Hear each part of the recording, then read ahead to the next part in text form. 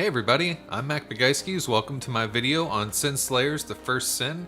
This is a demo slash beta. They kind of called it both things on their Kickstarter page and on their Steam page. And it's about halfway through its Kickstarter with I think like 10k in and maybe 14k to go with only 4 days left. So I wish them luck. When I say them, I guess I should tell you who them is. Black Tower Entertainment developer Goonswarm. Their description on the Steam page, a part of the description says, travel every path and byway of the valley, obtain new weapons of the field of battle, or by fulfilling quests, gather ingredients from magical elixirs and resources to craft armor and amulets. So that gives you a little bit of a taste of their vision for their game. The cycle of the game, it's very much like a roguelike. The map is a randomized tile set full of combat traps, points of interest, mini quests, bonus loots, of course a boss. The game borrows a lot from Darkest Dungeon in that there's a bit of party management and there's a negative sin effect which you have to manage. So if there's a strange chest that is emitting some sort of haunting sound and you decide to open it, you might gain some sin, which is negative, but maybe you get something good out of it too. Some of the mini quests are like, I remember one, there's a well and the well has contaminated water, so you have to go find clean water to help it rejuvenate itself, and then you get a reward from the well for doing that. And all the loot is kind of randomized throughout the tile set, which is also randomized, so there's a nice element of having to go and gather, and I'll talk about gathering a little bit later. So the boss is the exit ticket that marks the success of each map and allows you to return to the church, which is the hub where you can change up your party or flee to safety before adventuring out again. So you always have that option to flee, just like in Darkest Dungeon, so you don't have to lose your party.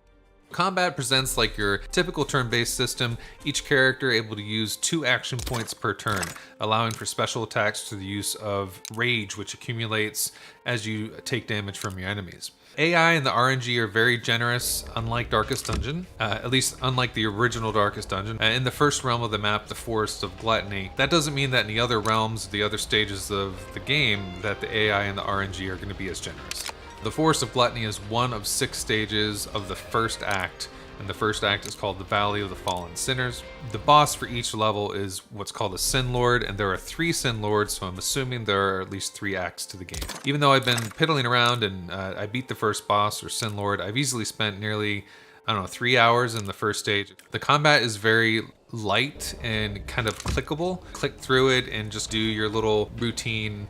Some reason it didn't get boring to me, and I'm not sure why. I think it's because the combat's actually pretty fast. You don't have this slow delay like you do in some games where you're going back and forth between decisions, and so it slows down the whole process. Instead, you have your standard routine that you do, and usually it works, and then you move on to the tile set, and that also gives it that roguelike feel where like you just attack, maybe do 1 or 2 special things, and then you're either out of that combat or you're dead. The second layer of the game, there's a second layer, it's a nice passive layer to the game, is crafting weapons, gear, potions, and charms, as well as special items that allow you to learn new spells and abilities, such as, here are a few of their names: Paladin's Evil Killer, the Warrior's Braveheart, which out of the ones that I'm giving here is probably the best named, and that's a party buff, and the Defender's Shield Attack.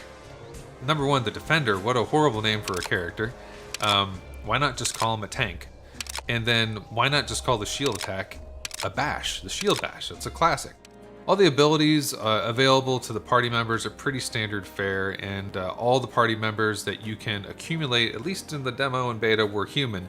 It would have been nice to see maybe a different race, and who knows, maybe that comes later. Without this second layer of the game, the crafting and the gathering of the loot, and because you need to gather the loot so that you can craft things. There's no like default way to get iron or to get water. It comes from drops from mobs.